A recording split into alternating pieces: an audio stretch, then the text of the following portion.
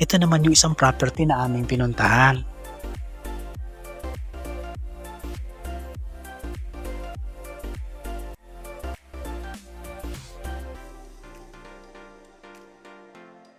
Ayan lang po ang kalsada. Around 50 meters lang ang layo.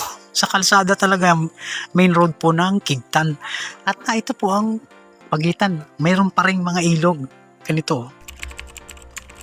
May mga ilog pa rin po ito. Yan. Ito po magiging pagitan ng property.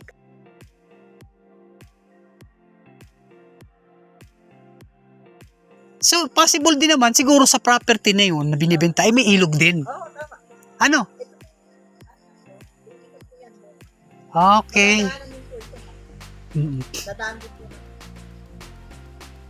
Palagay mo kagawad, mga may ilang niyog na lang yan. Walang po alam. Gawa naman po ay may yan po ay Na-clearing siya. na-clearing. Pero Tapos, meron na po siyang mga tanim. may mga tanim na, mga takaran na rin, hindi naman. Parang ano, Muupo pa lang siya.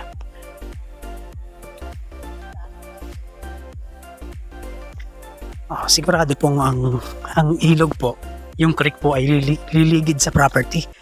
Kaya kung plano nyo rin po ay maganda ang ilog, eto po, mas malapit po ito sa bayan ng Calawag. At least mayroon din pong running water na creek.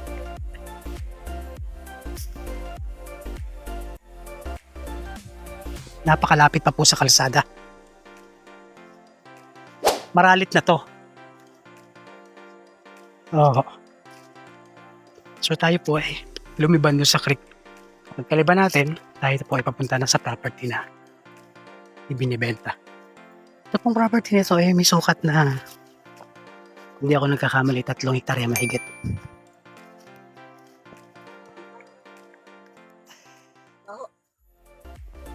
Parang pagkakaalam ko may palayan eh. Oo eh. So baka luwiban pa ito sa Patway. Yun lang po. Yun lang naman yata pala yan. Mm-hmm. Yun lang ang palayan na parte yun eh. Medyo may ilang hardwood. Ito po, tsaka kawayanan. Ako sakali ito. Ang creek po nandito lang sa pagitan. So yung, hindi naman creek, talagang ilog po siya. Maliit lang na ilog. Running water po ang malinis naman po.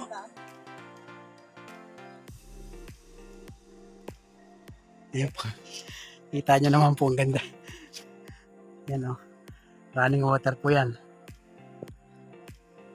Yan. Kaya kung gusto nyo rin ay resort na i-develop, pwede rin po. Ayan o. Yan.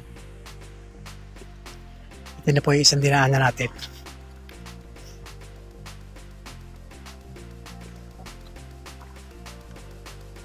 Eh, konting mga niyog po man. Mababa lang po pala ang mga niyog. Ilalit nyo sa mga pinutol. Dati nang naputol pala ko ito. Karamihan ay mga yan, hardwood. Mayroong mga Jimelina, yan, sa taas na. Karamihan ay mga kawayanan din. Puro Jimelina ang puno.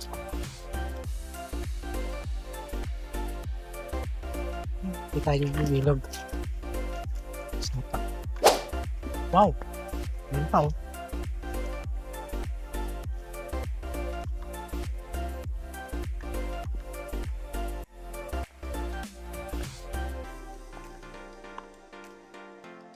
Ganda. Para ka lang may sariling swimming pool.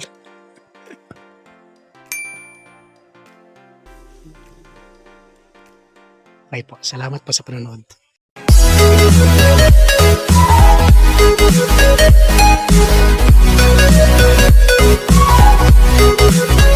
you.